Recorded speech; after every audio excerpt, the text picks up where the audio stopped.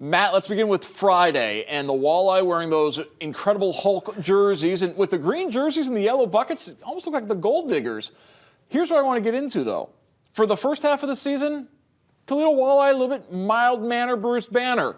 But since the calendar has changed, they have been on a rage like the Incredible Hulk. They're scoring almost 4.5 goals a game. They continue this hot streak into February. Yeah, they certainly have, Mark. I mean, you look at what they've been able to do, even in a loss on Saturday, they still scored 4 goals. I mean, they've only had 2 games in the month of, January now into February where they've been held, 3 goals or less? 3 games, actually, 3 goals or less. So that's pretty impressive. This team has found its offensive stride, and certainly the guys down from the American League helped that. Drew Warrad, Kirill Tutayev, Trenton Bliss was a reigning Rookie of the Month. Those guys, they've certainly added to that offensive punch for Toledo. But then you look at some of the guys that they brought in, and Andrew Sturts, is a goal-scoring player. And you've seen the elevation now of Gordy Green getting into that category, and Brandon Hawkins has come alive, scoring goals. So those two are flying high right now, and that's why that offense has really kicked into high gear. And you couple that with how good they've done defensively, and you get a lot of wins. Absolutely. John Lethman, a shutout on Sunday, as he had 40 saves. He was good in net on Friday as well. So you're getting good defense, which is making the job a little bit easier for those goaltenders. So while the goalies are picking up some gaudy stats, the defense is really making it easy for them. Yeah, they are, because those games, and I don't want to take anything away from the goalies because they've had some great saves in there. So did John Lethman on Sunday. I think of that first 3 minutes of the third period where Wheeling was net front. They were creating a lot of havoc. They were trying to get on the board quickly there in the third period, and John Lethman shut the door on him. When you needed him and you needed Sebastian Cossa to come up big in some games, they certainly have done that. Even if you are not allowing a lot of great chances, how many times do you see teams post shutouts? Doesn't happen all that often. Toledo's done it 3 times in the last 15 days. An interesting night in Cincinnati. Obviously, it went overtime. We had the shootout, but that game just drug on and on.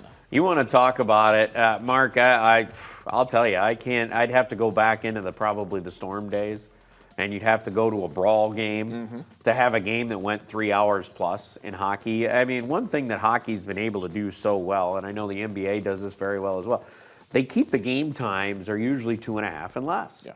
You're usually 2 hours to 2.5. Everyone knows it going in during a regular season game. Playoffs totally different because you can get overtimes. You can go for a long time. But, for the most part, you're coming out. You're going to be there 2 to 2.5 hours. And it's like going to watch a movie. But you get the entertainment, and you're done. It's not going to be, a 4-hour extravaganza, or you're going to think, well, if I leave, I'm going to miss the end of the game.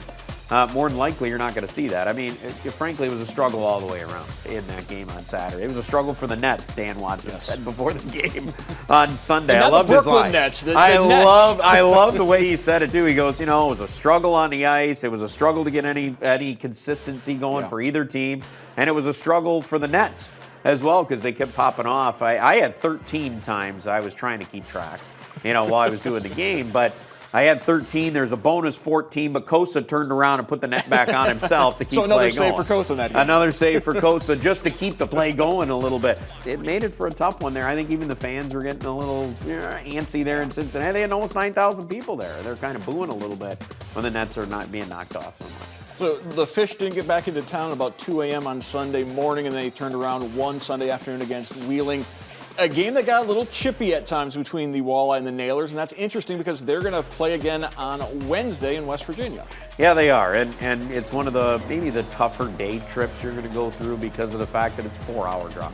It could be a tricky day, so you got to be prepared for that. But you just beat Wheeling. You did pretty well there on Sunday. I thought for the most part Toledo outplayed them. We'll see if they're able to carry that over, and then you get a couple home games on the weekend. That's right. They're off on Sunday, Super Bowl Sunday, so you'll be able to watch the game. What are your thoughts on the big matchup?